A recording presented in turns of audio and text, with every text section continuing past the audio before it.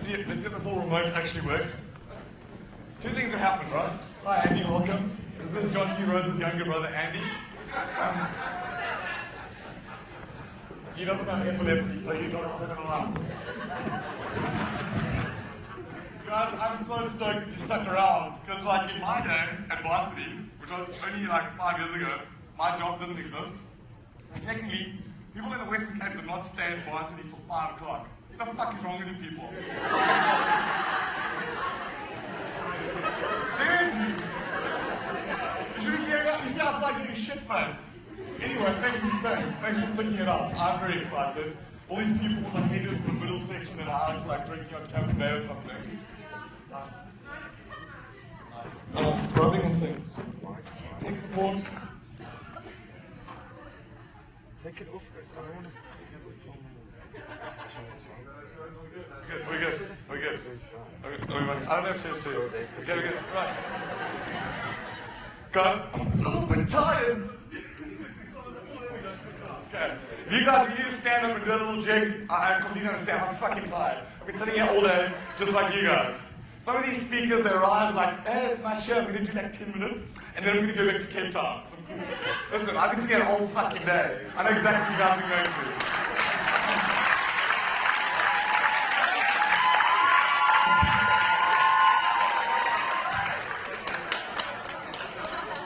So for today's topic, I've decided to entitle it The One-Man Brand, Tales of an Entrepreneur. But I spelled entrepreneur, O-N, like online entrepreneur. You guys are pretty slow. It's gonna be one of those kind of days. Okay. No, this thing sucks. Okay. Let's do this. Okay, so on the Twitters at Mike Sharman, Matt Fisser, put your head down and keep tweeting how amazing I am. I have to sit up and watch your fucking bullshit, so you're gonna tweet.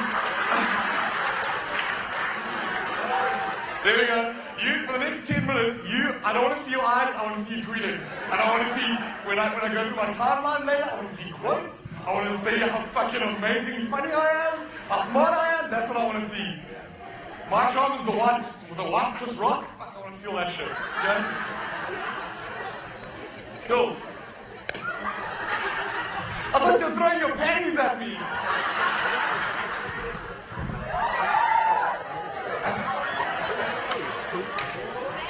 Okay. Now for the serious stuff. You guys are finishing up at varsity. You've nailed your BSc, your LLB, your PhD, your blah blah blah. It's time to get a job. Wah wah wah.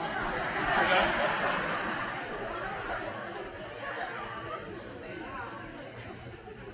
Look how excited you guys are. We all graduate from varsity as experts, expecting inflated salaries and pensions and health benefits. But we want to head up global projects. But you know what the reality of the situation is? When you come out of varsity, you don't know shit. I see a few of you guys putting up your hands like, I want to start a business.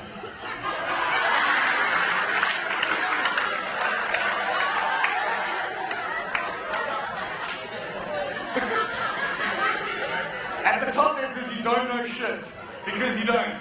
You're a room full of arrogant motherfuckers that are going to go out into the workplace and demand like 20k a month. I've got my degree, I've got my diploma, I know my shit. You don't know shit. All the theory, all the little textbooks, everything that you've learned for the last 3, 4, 5, how many ever years? 7 years PhD, motherfuckers.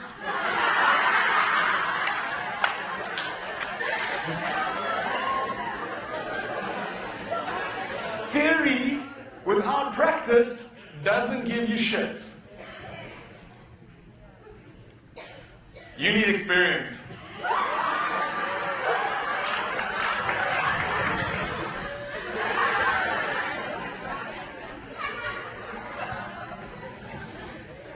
This is why you need experience. You need to learn from others and their successes and their failures. We've heard it before. We've got the lurker crowd over here, Kate the lurker. If she hadn't learned how to be cool, she'd still be sitting playing with her Walkman instead of having a cool iPod Touch multi-dimensional X5.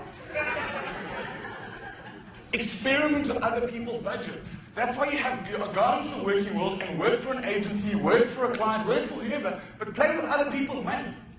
When I go into a boardroom to pitch for 100,000 Rand monthly retainer, I'm not coming to you as an entrepreneur because you don't have money. I want to go to an agency or a brand that is going to piss away R1 million in an afternoon because it's not their money. They don't care. So go out and experiment with that money and learn from the mistakes that you can make with other people's budgets. It's like budgets. I just got so excited about it called budgets. Listen, copyright that word, budgets. It's going to be mine. Thank you. That allows you to play and experiment and get involved in stuff that you actually want to do and see what you're good at. And at the same time, develop your brand. Develop your brand while you are earning a salary. I can't stress it enough. Like, yes, some of you are amazingly talented and you're entrepreneurs off the bat and you'll go out and you'll try and you'll fail and you'll try and you'll fail and eventually something will work out. But for the rest of us, if you really, really want to learn and if you really want to get that proper exposure, go and work for somebody else. Get the time, the hard time, like in the streets, earning a crap salary. And at the same time, figure out what you want to do. I've been a failed actor, a failed stand-up comedian, a PR person. Boo. Okay? Before I got into this. I'm kidding! Fuck! You were loving me 2 minutes ago. I'm dancing around. Now I'm like, where's the guy in the planet? I've been in PR. I work with PR. I love PR.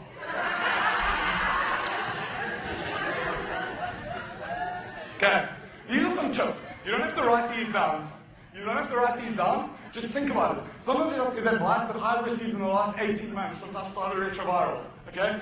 Retroviral has only been operating for 18 months. Before that, there were 2 years of research, working, looking at the kind of brand I wanted before I actually went live with it. So there's so much Raul, if you guys can remember from about 6 hours ago, the super triathlete. He has to buy the t-shirts from Pep Kids because he's so little.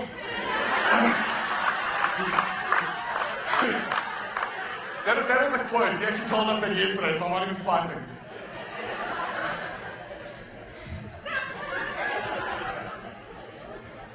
There's so much investment time that goes into building your own brand that you need to work on it as much as possible if you're going to get anywhere. So these are some of the ideas that I've kind of stumbled along across the way. One of these, the next point, very important, thanks to Melissa Attree. She and I work together on a lot of projects. She said to me, financing. Fears of money will cripple you.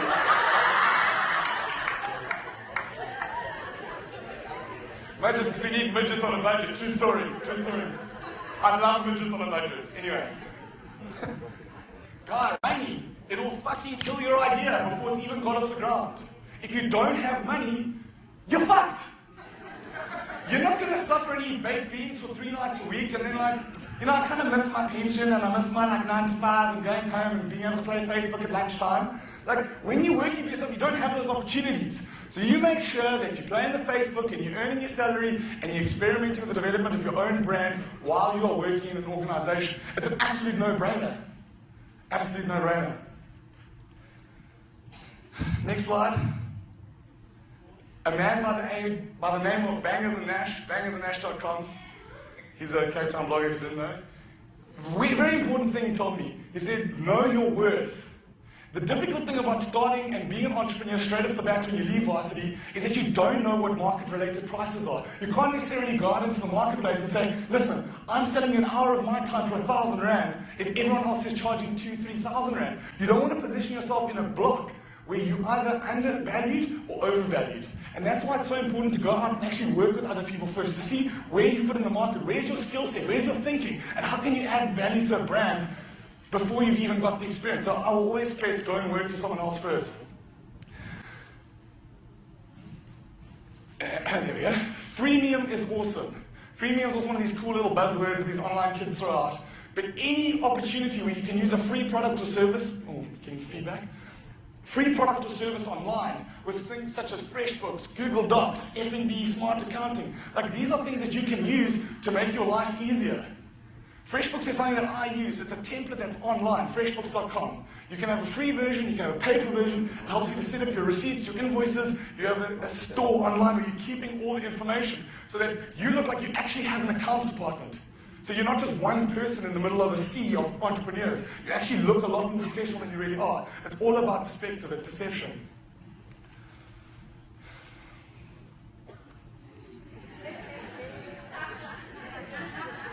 Partnerships are very, very important. When you're starting your own thing, you're working for yourself, you need to be able to work with the right people at the right time. You don't know everything. And you're not expected to know everything. But make sure when you work together with people, you collab with them and you work with smart people. Surround yourself with the smartest people. I mean, you don't have to be the smart one. You can be like George Bush. What does that feel like? Big, important lesson. Sorry, I'm running out of time. Almost done. Fake it till you make it. Fake it till you make it. Oh yeah, Meg Ryan. Okay. These are some of the things that I've had to do in the last couple of years to fake it till we make it. Develop yourself, develop a web presence. You know, whether it's a blog or a website or a Tumblr or a Twitter or a Facebook or whatever it is, you know, develop some kind of space where you live and your personality can grow and can strive online because people are Googling you all the time. And it's not just the crazy ex-girlfriend that's Googling you. It's people that want to do business with you. And if you have a professional perception online, people are going to be like, cool, I want to do business with this kid. Get involved, come alive. At the top, be memorable. I'm not saying wear like Indian headdresses to meetings, but you know, do something different. Be remarkable. Mel uses the word a lot. Business cards, CIs, all that kind of stuff. We take it for granted because we all like very digitally mindset. But I have a fucking amazing business card, if I do say so myself. And the reason why I hand it out is because it's different. And when people see it, they're like, holy shit, I remember this. I'm going to remember that dude with his little V cut out of his business card. And people dig it. Ask the Google dude. He loves it.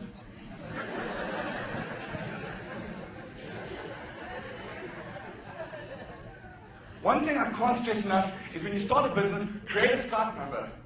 Skype is one of the most simplest things to give the perception that you're a global brand. Fuck, set up a number in New York, a number in London, a number in China. Say, hey, I'm international, bitches. And all of those numbers can draw right back into your cell phone. You're taking calls from like 7 continents. But whenever you're faking it, just make sure you can back up what you do. Having a number in China and having it directed to you, can you actually do business in China? If you can't, don't be a liar.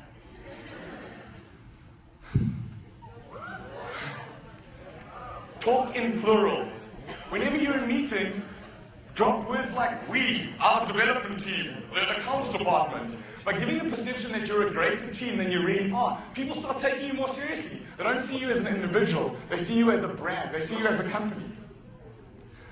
Don't lie. Don't be a little Pinocchio top right there. But back yourself. Whatever you say, make sure you can back it up. Hustle your ass off. It's not just about online, it's about offline, it's about all these different ways in which you can go and you can build your personal brand. There's so many events and venues and things happening in Cape Town. You guys have no idea. Us Joburgers are very jealous of what's happening in the Western Cape. Like, there's a lot of investment, there's a lot of Department of Trade and Industry stuff. There's 27dinners.com, there's the mountain, thanks Andy. There's Silicon Cape. There's so many venture capitalists in your province that there's so much fucking money floating around that if you guys just start networking with the right people, it's a small little village town, Cape Town. You can meet the right people and you can get the right backing if you've got an amazing idea. And then finally, you'll get one chance. And make sure you don't fuck it up. I'm not finished yet, wait, before you clap. Once you've had that good chance, and once you've done it, it's okay to tell the world that you've done a good job. You need to PR yourself, you need to PR your successes. But just make sure that you're not a big cock.